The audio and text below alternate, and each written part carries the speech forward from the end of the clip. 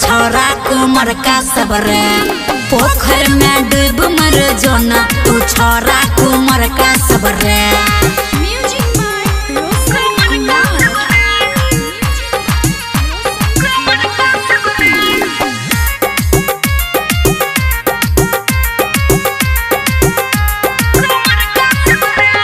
नया नया कपड़ा पहिर के हम नया नया कपड़ा पहिर के हम बनै छी कन्या कुंवारी रे छोरा बुझले।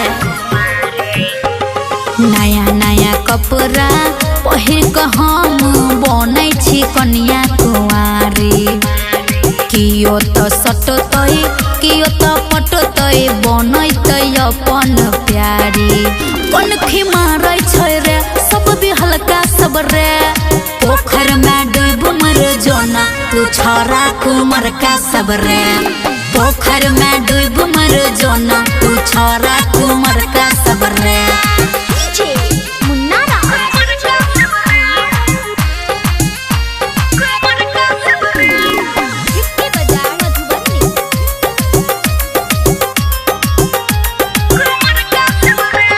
सुंदर सुशील छी ब्यूटीफुल छी सुंदर सुशील छी ब्यूटीफुल छी तैयो नहीं दै छी ध्यान रे।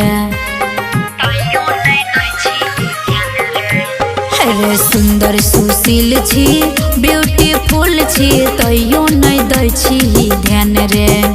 रे गजरा लगा को गजरा सजा को तैयार छौ के सब तोहर जान रे। प्रतिमा कहै छौ रे गुड्डू सरवन से रे पोखर में डूब मर जो ना तू छोरा कुमार का सब रे पोखर में डूब मर जो ना तू छोरा कुमार का सब रे। बुझले रे छोरा सब डूब के मर जो।